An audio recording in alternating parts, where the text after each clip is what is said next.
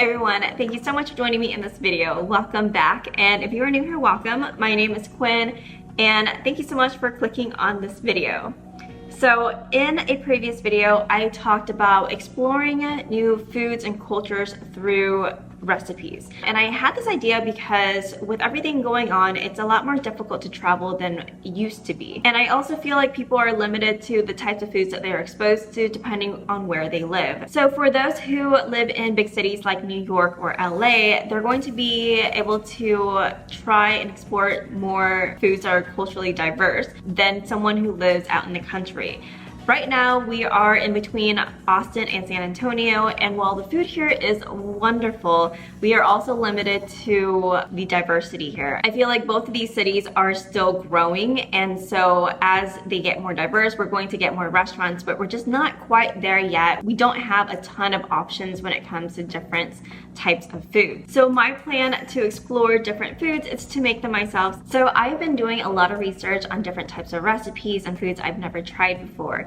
And I came across this Nigerian party jollof rice recipe, and I got super excited because I'd never really been exposed to Nigerian food, or I haven't had very much experience with African foods. Plus, it looked really good when I found the recipe. So I got really excited and decided this is going to be the next video I do. I went out and got all the ingredients, and I made jollof rice, which is behind me right there. I am so excited to try it. So for this meal, I actually followed two recipes. I did a lot of research because I didn't want to just base it off of one recipe. I searched a bunch of recipes and kind of just watched them all. I read them all, kind of got an idea of how to make this dish. And then I pulled the two recipes that sounded the best to me, and those are the ones that I made. I will link those two recipes below if you're interested in following them to the T. One thing that I did notice was that these recipes were not really that clear, and I think it's kind of just because they're eyeball measurements and they were a little bit confusing to follow. But luckily there were videos, so I kind of just followed what the video instructions called for, and hopefully this turned out great. But I had a lot of fun making these dishes. I actually made a jollof rice, and I also did a kind of chicken stew to go with the jollof rice. And that's why I said I followed two recipes, because one of the recipes for jollof rice actually made the chicken stew alongside the jollof rice, and it's pretty much just the sauce for the rice. Instead of doing it with the rice, she did it with chicken instead. So anyway, before I ramble on much longer, I'm going to talk about how I made these two dishes, and then I will let you guys know what I think about this meal, and then also what I think about Nigerian cooking. So without any further ado, here is how I made these dishes.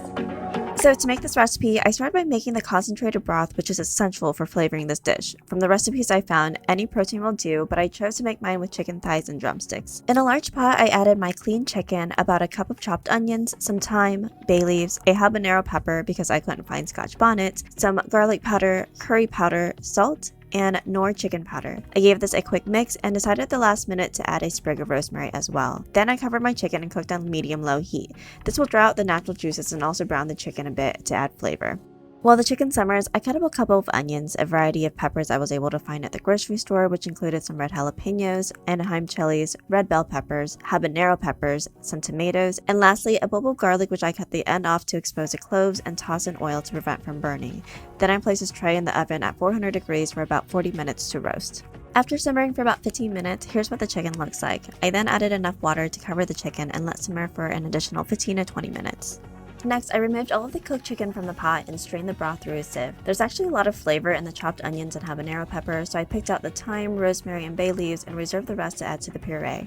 Here's what my tray of veggies looks like after roasting. It looks and smells so delicious. I went ahead and added everything to a large blender along with reserved onions and habanero pepper from the broth, some fresh ginger, and squeezed out the garlic cloves from the bulb. The next step is to fry the chicken. In a large pan, add enough oil to cover about halfway up the chicken and cook on medium heat. Once the oil is hot, add in half an onion, some garlic cloves, a few sprigs of thyme, and a sprig of rosemary before adding the drained chicken pieces. Let this fry for about 10 to 15 minutes or until the chicken develops a dark golden brown color, being sure to turn the chicken as needed. Once the chicken reaches this beautiful deep golden color, I removed it from the oil and placed it in a colander inside another pot to drain off any excess oil. I let the oil cool off a bit and then strained it with a sieve and cheesecloth into the same pot my chicken colander was sitting in. Make sure you save this oil because it contains a ton of flavor which can be reused not only in the remainder of this recipe but for future use as well. I poured my extra oil in a mason jar which I labeled and kept in the fridge until needed. Alright, so now we can get started on making the tomato and vegetable puree sauce which will serve as the base of the jollof rice. In a large pot, I heated about a cup of the reserved oil on medium heat before adding a whole sliced red onion. Sauté this until the onion softens and becomes slightly translucent. Then reserve half the onions, which we will use to garnish later. Next, I added in about 3/4 of a cup of tomato paste and cooked this for about 10 to 15 minutes or until the tomato mixture separates and looks a bit grainy. Then I added the vegetable puree from the blender. Since this is a very thick mixture, I ended up adding a few more ladlefuls of oil. The idea here is to fry the puree and get rid of the excess moisture. To this, I added some dried thyme, white pepper, chicken powder, curry powder, bay leaves, and salt, then stirred everything together. So a fair warning at this point, this mixture splatters everywhere, so it's essential to use a splatter guard which will reduce the mess but also allow the pot to breathe during this process. Let this simmer on medium-low heat for about 40 minutes. While the sauce reduces, I went ahead and rinsed 4 cups of parboiled long-grain rice until the water runs clear and set that aside until needed. After about 30 to 40 minutes of simmering, the puree looks like this. You can see that it's reduced some and there's a lot more oil visible. I actually took an idea from another recipe and ended up reserving about 3 cups of the puree mixture into a separate large pan, which I will be using to make a chicken stew to go with my jollof rice. So back to the main pot, I added the rinsed and drained rice, mixed it up, and then poured in just enough of the reserved broth to cover the rice. You don't want to add too much broth or the rice will become soggy. Then I covered the pot with some foil and secured it with a lid, then let it simmer for about 30 minutes or until the rice is tender. It's important to trap in as much of the steam as possible, which is needed to cook the rice without having to add extra water. While the rice cooks, I took this time to make my chicken stew, which was actually pretty easy since I had everything prepared already. To the large pan with the reserved sauce, I mixed in some chicken powder before adding in the fried chicken and enough broth to cover most of the chicken. Stirred everything until combined, and then let it simmer on medium-low heat for about 15 to 20 minutes, turning the chicken every once in a while. Then, once the rice was tender, I gently fluffed it up and mixed in a tomato, half an onion, and a bell pepper, which I roughly cut up. Then covered the pot again and let simmer for an additional 5 minutes. This is going to gently cook the vegetables and allow the moisture from within them to further tenderize the rice. The original recipe is also called for butter during this point, but I totally forgot, so that was my mistake. Alright, so after the 5 minutes is up, the rice is finished cooking, and here is what it looks like. Now all we have to do is serve it up with the chicken stew and enjoy. Alright, so I have my jollof rice with the chicken stew in front of me. I am so excited to try this. I spent all day making this, and so now is kind of the moment of truth to see how this turned out. You know, of course, I do want to say that because I'm making this myself, I can't guarantee that it is 100% authentic. I am willing to bet that if I were to go and have this from a Nigerian restaurant, or if I knew someone who could actually make this for me, that would be completely different, but this is kind of the best I could do for right now. I will say this looks absolutely amazing. I also set aside some grilled onions from earlier that I'm going to add onto the rice. I found this from one of the recipes and it just seemed like a really good idea, so I decided to give that a go. I'm gonna grab a little bit of the chicken and then some of the rice, kind of have it just all in one bite.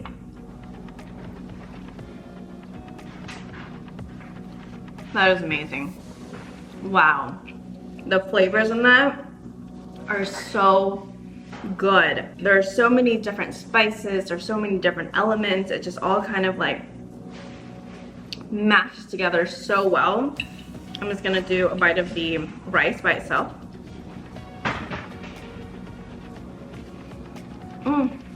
That's actually really rich. It's really like spicy. It's like very savory, and there's just like there's so much going on even in just the rice without any chicken in it. One thing I will say though is that it is a lot more oily than other rices I've had, and it's because you're practically frying everything, every element in this.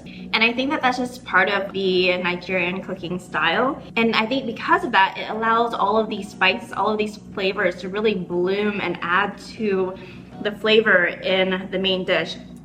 This is honestly one of the most flavorful rices I've ever had. And I'm Asian, so I grew up with a lot of fried rice, but this just takes a cake. I just like that every single piece of rice is coated in this amazing sauce. There's just so much flavor. The recipes I followed, I really like that you start with the chicken or the protein and you make your broth based off of that. And so not only are you cooking the protein, but you're also using that sauce to add more flavor, to add this amazing depth of flavor into the rice. And then you can use the chicken or whatever protein you're using to add to the dish. And that's exactly what I did here. I know some of the jollof rice recipes I found didn't have the protein in it, and I wanted to do one with the protein so that I can have it be a complete meal. The main sauce that goes with this meal is just so amazing. There's a sweetness to it added by the vegetables, which I think is like amazing because I didn't add any sugars to this whatsoever, but there's this like natural sweetness, and you get all of that from the fresh vegetables that you put in. I love that they use the habanero peppers, or like a type of pepper that's very similar to the habanero pepper, which is very, very spicy. It's a pepper that I never really have cooked with in the past because I've always been really intimidated by it, but it adds such a nice spiciness to it. I originally added 4 habaneros to this recipe, and after trying the sauce with like 2, I decided to remove the other 2 habaneros that I was originally going to put into it. And I'm really glad I did because this is like the perfect amount of spiciness. I think I could have gone for maybe 3, but 4 would have been way too much. I just really enjoyed this type of style of cooking. It's one that I've never done before. It's one that I've never experimented with before, but I'm really glad that I did try this recipe because I feel like I learned a lot from it. I learned a different style of cooking. I learned how to incorporate all of these flavors to make this amazing meal. And I feel like although because this is my first time, it was a little bit more complex, if I got the hang of this, it would just be really easy and it just would come very naturally. So I am very excited to make this again in the future, which I definitely will. I'm gonna make this for like any potlucks that I'm gonna go to, or if we have a party, this would be like the perfect meal. If you have not tried jollof rice before, I highly recommend giving this recipe a try. It is amazing, and I feel like it's very doable. Also, if you are Nigerian and you've made jollof rice, let me know how I did, because I always get nervous when I cook other cultures' foods because, you know, I'm not really familiar with it. I'm not familiar with how it's supposed to taste. So let me know how I did if you are familiar with this dish. Yeah, I just had such a good time making this, and this is so delicious. We're having it for dinner. Jordan is going to be so happy. That's pretty much it for this video, guys. I hope you guys enjoyed it. Let me know your thoughts and opinions in the comment section below. Please give this video a like if you enjoyed it. And if you haven't done so already, be sure to click on that subscribe button right there and hit that bell notification so you can see more videos like this. I hope to see you in the next video. Bye!